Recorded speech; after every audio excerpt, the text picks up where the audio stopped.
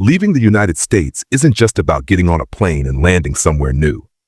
It's about shedding a way of life, a rhythm, a mindset. For a growing number of Americans, that somewhere new is Spain. At first glance, it's easy to see why. Picturesque coastal towns, world-class healthcare, late-night tapas, and a cost of living that doesn't demand your soul in exchange for a one-bedroom apartment. But beyond the postcard images lies something deeper, a cultural reorientation that few expect and even fewer talk about. Spain isn't America in a prettier dress. It's a different tempo altogether. Here, the day doesn't start with a to-go coffee and a 6 a.m. hustle. Time stretches, lunch breaks actually happen.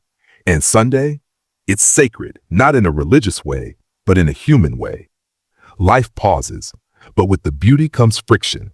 The first culture shock isn't always language, it's the waiting. Bureaucracy moves slowly, customer service isn't always warm and cheery. And if you're someone who thrives on American-style productivity, Spain might feel sleepy. Locals might stare if you're eating lunch before 2 p.m. or expecting shops to stay open through siesta. It's not wrong, it's just different. In this video, you'll hear directly from Americans who left the U.S. not out of luxury, but out of necessity, emotional, financial, or spiritual. They'll talk about the moments that made them fall in love with Spain and the ones that made them question everything. Because leaving America for Spain isn't an escape, it's a reckoning. But before we begin, make sure to like the video. It helps us reach more people who might be considering a move to Spain. And if you find this compilation helpful, consider subscribing. It truly supports the channel and helps us keep making more content like this. We genuinely enjoy putting these videos together. It's been eye-opening for us to see what life looks like outside the U.S. And our goal is to make it eye-opening for others too. Sangria.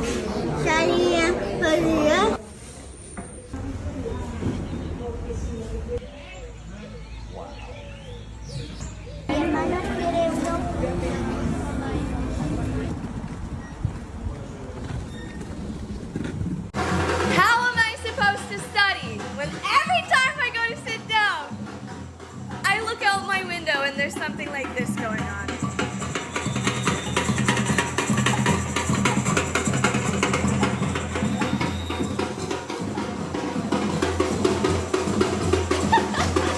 Five things you should know about Spain before traveling here. It is not warm here year-round. So if you're planning a trip to Mallorca in March, don't just expect that you're going to be able to go to the beach. It will probably be quite cold. Now, unless you're going to the Canary Islands, that's a different story. Number two, everything happens later here. Coffee around 9 or 10, lunch is around 2:30, even 3 in Madrid, dinner like 9, 9:30, and then clubs don't get fun until like 2 in the morning. Number three, each region is so different and unique. It is not all paella and flamenco, so get that out of your head. Number four, there are 4 official languages here, obviously Spanish or Castellano. You also have Catalan, Euskera, Gallego. If you are in Barcelona, you will probably see stuff written in Catalan. If you are in San Sebastian or in Bilbao, you're going to see stuff written in Euskera. Number 5, restaurants do close from about 5 to 8 p.m. and a lot of smaller local shops will close for lunch around 2 to 4 p.m. But bigger stores like Zara here in Madrid, etc., they will stay open all day. Hope that helps on your next trip to España. Hasta luego. So apparently the new American dream is getting the heck out of America. And as a girl who spent 1 year in Spain, I highly agree with it. There are so many things that you won't see that are wrong in America until you move outside of it. For one, those people in Europe are going to college for free or damn near close to free. We are spending somewhere between $40,000 and $60,000 a year for 1 year at university. I don't think that makes sense. Why are we getting the same degrees for extremely different prices? It's not adding up. 2, the food. Everyone in Europe is skinny. Everyone in America is fat, obese. Not everyone, but a lot of the people. Why? Because a lot of things that they put in our food, a lot of the ingredients, did you know they were banned here? Take a look at this photo. You will see the French fry in America at McDonald's and the French fry in Europe at McDonald's. And I can vouch for this because when I got to Europe, my French fries tasted like a potato. It didn't have any extra shit on it, and I could taste the difference. I don't think you just listened to what I said. Ingredients that are banned in Europe are in our food in the United States of America. You do with that information what you will. Number 3, The way they live life is completely different over there. We are a country that works. I am sick of hearing, what do you do for work? What are you doing after college? Da, da, da. Nobody's going to ask you that in Spain. Nobody gives a fuck. They're going to ask you instead, you want to go for coffee? Do you want to go out to eat? What are you doing for? Like, these are all things that occur over there because they value spending time and enjoying life more than they spend being at work, more than they value being at work. And if you don't see an issue with that, well, you're just as American as they come, because this lifestyle is not for me. I ain't gonna lie. And not to mention the healthcare. People die here before they can receive healthcare. Why? Because they don't have money for the healthcare. Over there, I can get screws put in my ankle if my ankle is broken in 40 different places, all for $0. I don't have to worry about, I don't have money to go to the doctor to see what's wrong with me. Free. If you don't see anything wrong with what's going on here, and you don't see everything right that what's going on over there, well, good luck. I don't think a lot of people know this, but when you've been living in another country for a year plus and you come back to your home country for the first time, it can be a really big reverse culture shock to you. For example, in Spain, you don't give them your credit card when you pay. They usually come to you and you scan your card to pay, and you will always hold your credit card. You never give it to anyone. That's like a no-go zone. Whereas here in the States, you always give your credit card when you pay for something. They take it and they walk away with it. At first, I was kind of panicking, but then I was like, wait, I've done this for 10 plus years before I even moved to Spain. Why am I freaking out? But it's because I was so used to not giving them my card, and the mentality of you should never give anyone your card is still ingrained in my mind.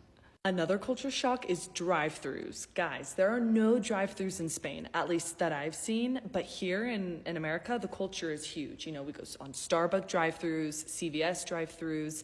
It has been such a shock to have that accessibility and to use a car. I mean, that's game changer, hands down. Another shock is being in Spain, you always walk, you use public transport, you see a lot of people on your day-to-day basis, whereas here, because you have your own car, you're in your own house, I feel like it's almost a bit more isolated, so I'm not meeting as many people, I'm not talking as much, which was kind of a weird transition for me because also in Spain, everyone loves to chat and they love to, ask how your day is going, whereas here it's definitely a bit more reserved, at least in the state where I live, and yeah, it's been super weird for me.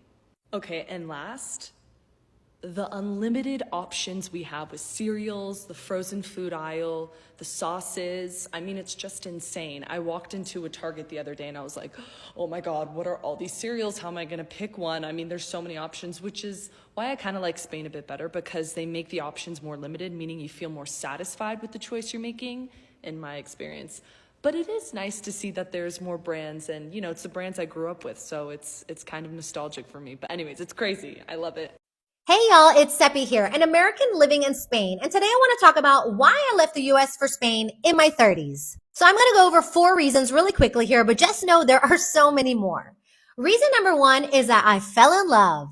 So I didn't fall in love with anyone in particular, but I did fall in love with the country of Spain. I just loved the warm culture, the vibrant energy that they have and that they bring to enjoying life. I love the diversity of every different region here in Spain, and there's so much more that I could say. If you've been to Spain, I'm sure you fell in love with it too, because everybody does. But I just also felt so much more comfortable here in Spain than I did in the US. So reason number 2 is that my good life was getting in the way of a great life. So what does that mean? Well, that means that I had a pretty good life in Austin. It was really cush. I had the job, the car, the house, and I had purpose in my life. But I just felt that there was something lacking or missing. There was something more for me out there. And I knew that moving to Spain could give me the opportunity to find out what that was.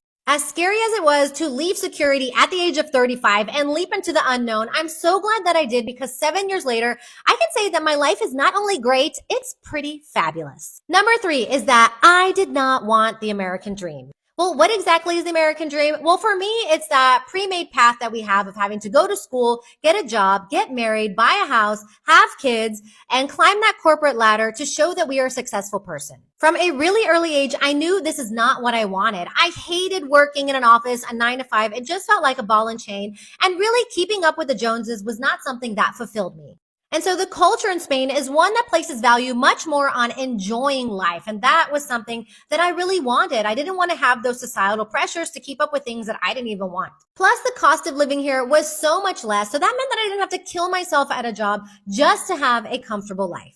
Number 4 is that it's okay to be single and without kids if you are over 30. So the ladies out there will definitely be feeling me on this one. So there's a lot of pressure out there from society and even sometimes our family and friends that if we're not married or don't have kids by the age of 30, then there's something wrong with us. But in Spain, there are so many people here in their 30s and 40s who are not married and don't have kids. And you know what? It's not weird. Moving here as a single 35-year-old, this was such a breath of fresh air because now I was not the only person in the room who was not married or have kids. There's actually tons of people here, and that made it really easy to not only make friends, but also date in Spain. I just moved to Spain 3 weeks ago. I am moving on a digital nomad visa. I'm the primary visa holder, so my family is actually coming on my visa. I have 2 kids. My husband, he will be able to work from anywhere because of the fact that he is tied to my visa. So he can work in Spain or any of the other Schengen countries here in Europe. So there will be no restrictions for him. I just encourage those of you out there who are trying to figure out a way to make it happen. You've been praying about this for a long time. It is possible. I have prayed for this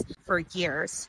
I didn't know at the time how I was going to get here. Had I known what I know now, I would have done it a long time ago. There are a lot of visas out there that people don't realize exist. There's everything from employer-sponsored work visa to digital nomad visa, which is the one that I am currently on. Ancestry, maybe you have family ties and you don't even realize that you can get visa in another country. Entrepreneurs, passive income visa. There's a skilled migrant visa. Certain professions that are in demand, you can actually come and work in the country. Retirement visa, student visas, marriage partner visa. The moral of the story is that you may not have it all figured out. There are lots of different visas out there. The ones that I shared with you are not applicable across every single country, so you would have to look at the visa requirements for the country that you are interested in. I didn't think it was possible. And here I am in Spain, never thinking that this was going to be possible for someone like me.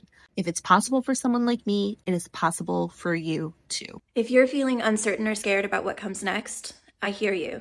It's part of why I left in 2023 as well. Moving to a new country is a big decision, but for me, it was absolutely the right one. I moved to Barcelona from Indiana in July of 2023 thanks to Spain's digital nomad visa. It's a new visa that's open to remote workers with clients or employers outside of Spain.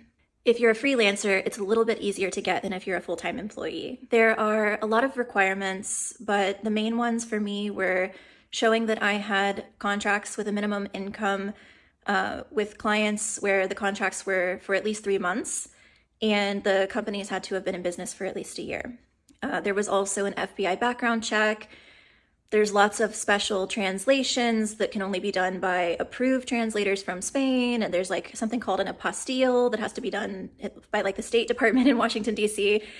I know it all sounds complicated, but that's why I highly recommend working with an immigration attorney to help you do this.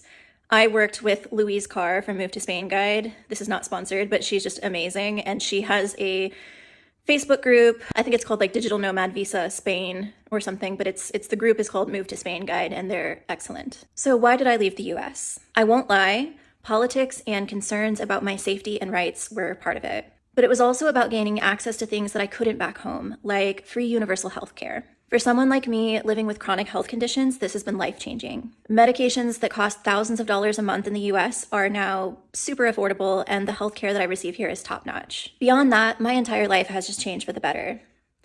Barcelona is a walkable city, so I don't need a car. I'm moving more, I'm going out more, I'm socializing more, I'm eating healthier, I'm spending less money on essential goods. The weather is great. For me, the difference in quality of life has truly been transformative.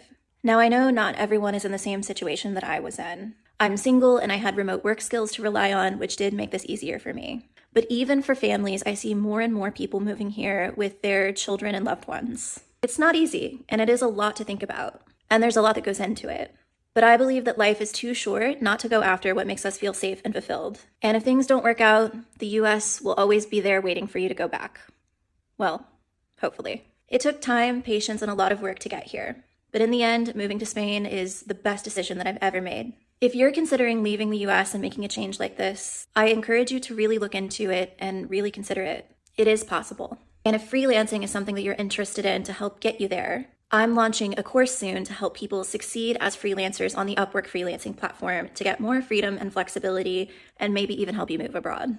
Follow me here or on Instagram if you'd like more tips on freelancing and to hear when the course launches. And I know in reality, a decision like this is something that can take a lot of time to make and even more time to follow through with. So in the meantime, do your best to take care of yourself, be gentle with yourself and others, stay sane, and hang in there. So I'm a born and raised U.S. American, and I just moved to Spain with my Spanish wife who I met in high school. And I feel like in the USA, we learn very limited information about like geography and other people's cultures other than the United States of America. Like when I met my wife, I was so shocked of how much she knew about the world in general. Like when I tell you I couldn't point out continents on a globe, I literally asked her, I was like, do you have like modern technology and modern cars in Spain? Like that's how clueless I was about kind of like other countries in general, aside from a select few. And now since I met my wife, I've traveled all over Europe and I've just learned so much about the world just from her, like for her teaching me. But yeah, I feel like the USA kind of lives in like a bubble of their own. And I'm so thankful that I met my wife because she's just helped me experience the world. And I want to pass that on to my two daughters and just let them know that like there's a whole other world out there other than the United States. But yeah, my best advice to give to like US Americans is to travel, see the world, just see what the world has to offer.